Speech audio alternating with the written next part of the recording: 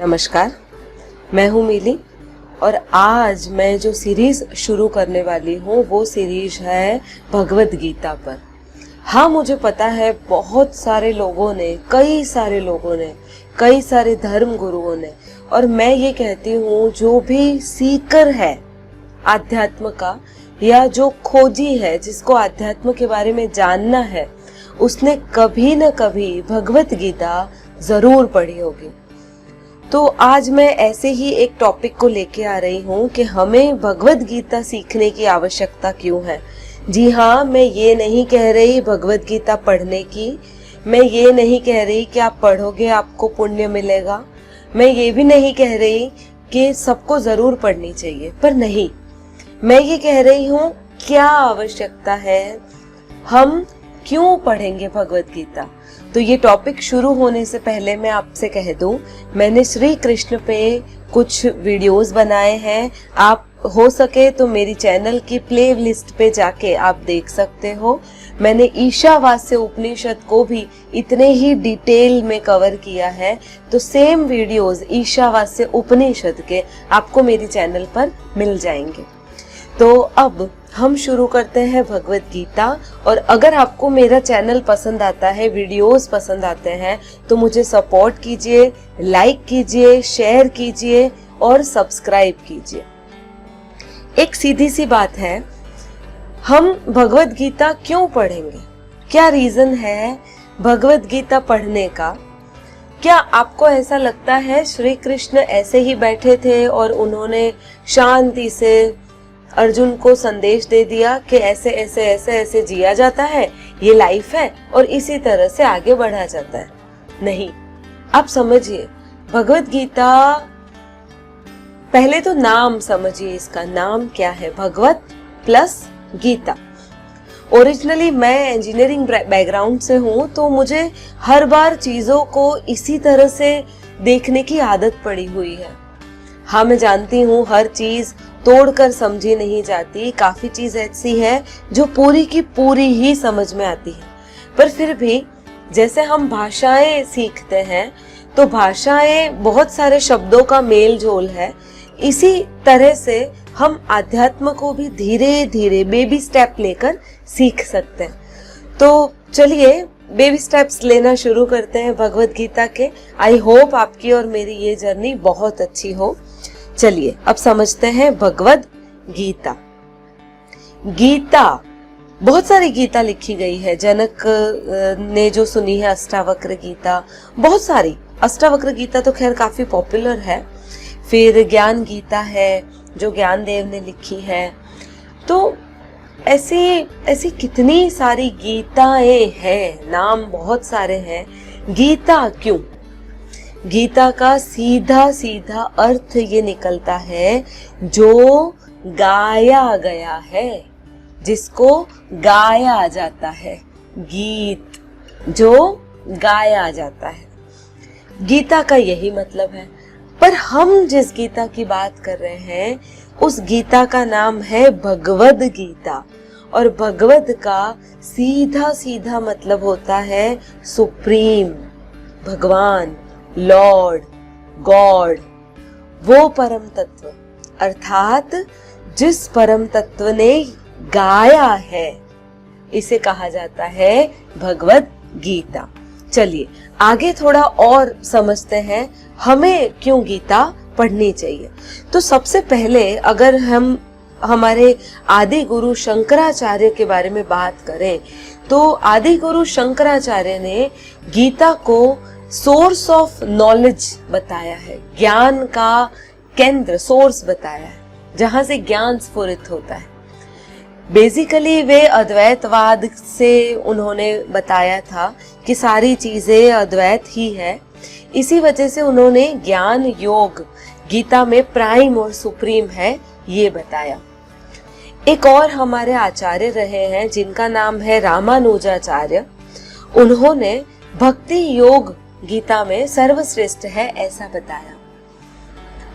जिस तरह से हम आए दिन सुनते रहते हैं, हमारे बहुत सारे मोटिवेशनल स्पीकर्स, बहुत सारे गुरु, और जैसे हमें पता है कृष्ण अर्जुन को कर्म करने के लिए प्रेरित करते हैं, तो यहाँ पर हमें लगेगा कि गीता ने कर्म योग जो गीता में है वही सुप्रीम है।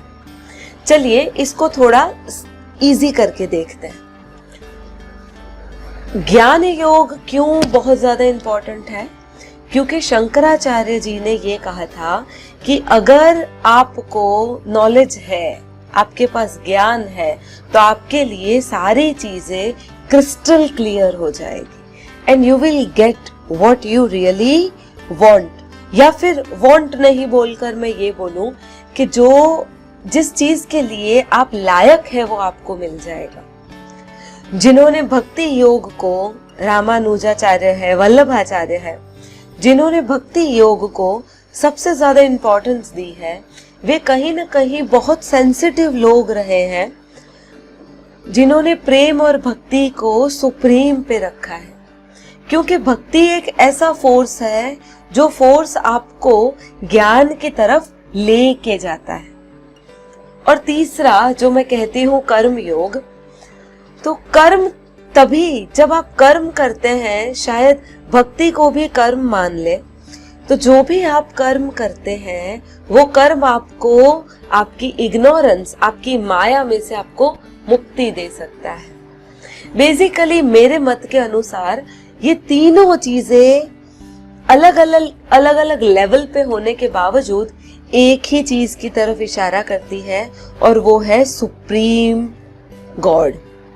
तो चलिए गीता ही क्यों, हमें गीता ही क्यों पढ़नी चाहिए ये देखते हैं। सबसे पहला, गीता आपको परफेक्शन की तरफ लेके जाती है। आप कोई भी चीज करते हैं, अगर आपको उसमें दुविधा है तो उस दुविधा को दूर करने का काम भगवत गीता करती है। भगवत गीता आपके अंदर डिवाइन क्वालिटीज इंप्रूव करती है, जिससे आप सही का साथ दे सको। ऐसी कोई भी चीज नहीं है जो आपको सत्य दिखा सके, पर हाँ एक चीज जरूर है कि ऐसी कई सारी चीजें हैं जो सत्य की तरफ इशारा कर सके। इसका अगर छोटा सा एग्जाम्पल मैं दूं तो जैसे गुड़ है, अगर आप गुड़ खाएंगे तो आप क्या बोल सकते हैं, कैसा स्वाद होता है गुड़ का? आप नहीं बता पाएंगे। आप अधिकतर ये बोलेंगे मीठा है, पर मीठी तो शक्कर भी होती है, मिश्री भी होती है, मिठाइयां भी होती है। हर मिठाई का स्वाद अलग, शक्कर और मिश्री का स्वाद अलग और गुड़ का स्वाद अलग है। आप स्वाद नहीं बता पाएंगे, आप सिर्फ उसे महसूस कर पाएंगे, आपको सिर्फ उसकी अनुभूति होगी। सत्य बिल्कुल वैसा होता है, जो आप बोलेंगे वो सत्य होगा नहीं, और जो सत्य होगा वो आप बोल सकेंगे नहीं। इसलिए गीता सत्य की तरफ इशारा करती है। एक और चीज, गीता में ऐसी कोई भी चीज नहीं है जो आपके जीवन से संलग्न ना हो, और जीवन को पूरी तरह से अगर लिया गया है तो वो है हमारे वेदांतों में। अर्थात गीता को अगर आपने पढ़ लिया तो आप समझिए कि आपने वेदांत सारे पढ़ लिए। आपको कोई और वेद उपनिषद पढ़ने की आवश्यकता एज सच नहीं लगेगी। तो होगा ये कि गीता जो है वो आपको वेदांत का सार भी समझा देगा। एक और चीज है, गीता आपको आपके जन्म का पर्पस बताएगा। आप क्यों आप हैं, आप क्यों ऐसे हैं, और आप क्या कर सकते हैं, उस चीज का बेसिक नॉलेज देगा। बेसिक नॉलेज देगा मतलब अर्थपूर्ण तरह से आपको दिखा देगा कि आप ये चीज कर सकते हैं। आप इसी चीज को करने के लिए इस पृथ्वी पर आए हैं। आप सपोर्ट करने के लिए आए हैं, आप लड़ने के लिए आए हैं, आप ज्ञान लेने के लिए आए हैं, या व्यापार करने के लिए आए हैं। ये गीता आपको बता देगी। ऐसा कोई भी ग्रंथ नहीं है जो आपको डिटेल में आपके सेल्फ के बारे में नॉलेज देता हो, या फिर मैं ये कहूं पूरी जानकारी देता, जो गीता देती है। गीता आपको हेल्प करेगी अपने आप पे फोकस करने के लिए। आपको समझाएगी कि आप क्या हैं और आप आपका बेस्ट कैसे दे सकते हैं। मैं तो ये कहूंगी कि आपके घर में अगर कोई बालक है जो 12, 13 या 14 वर्ष का है, आप उसे उसी वक्त से गीता बताना शुरू कर दीजिए। बच्चों ने नाम पढ़ा होता है किताबों में, घर में बहुत सारी गीता की किताबें रखी होती है, देखी होती है उन्होंने, पर वे समझे नहीं होते क्योंकि हम नहीं समझाते। तो आज से आप एक बात समझिए कि आज से जो भी वीडियो आप सुन रहे हो भगवत गीता के बारे में, वो आप आपके बच्चों को जरूर बताएंगे। अगर बच्चे ये वीडियो नहीं सुन सकते हैं तो आप सुनाएंगे कि आपने क्या सुना भगवत गीता के बारे में। भगवत गीता आपको ये बताएगी कि आप पैदा क्यों हुए हो, फैक्ट क्या है पैदा होने का, जीवन का फैक्ट क्या है, और इस जीवन को जिया कैसे जाता है, आप इस समाज में क्या इनपुट दे सकते हैं अपना, आपके जीने का महत्व क्या है और आप क्यों है, आप क्यों जरूरी है इस समाज के लिए, वो चीज गीता आपको बताएगी। त्रिविध शांति जो है, अब 3 तरह की शांति होती है, आध्यात्मिक, अधिभौतिक और आत्मिक। एक होती है जो शारीरिक तौर पे रहती है, दूसरी शांति जो मानसिक तौर पर है, और तीसरी शांति आत्मिक तौर पर आपको मिलेगी। तो ये 3 जो शांति है, तीनों शांति गीता आपको प्रदान करती है। गीता आपको कर्म, भक्ति और ज्ञान, उसकी लिंक समझाएगी। जो जीवन है उस जीवन का सार समझाएगी। तो हम अब नेक्स्ट वीडियो में भगवत गीता का पहला श्लोक लेंगे और उस पहले श्लोक को बहुत ही डिटेल में मैं एलैबोरेट करूंगी। अगर आपको मेरा ये वीडियो पसंद आता है तो इसे सब्सक्राइब जरूर कीजिए, मुझे सपोर्ट कीजिए। Thank you so much.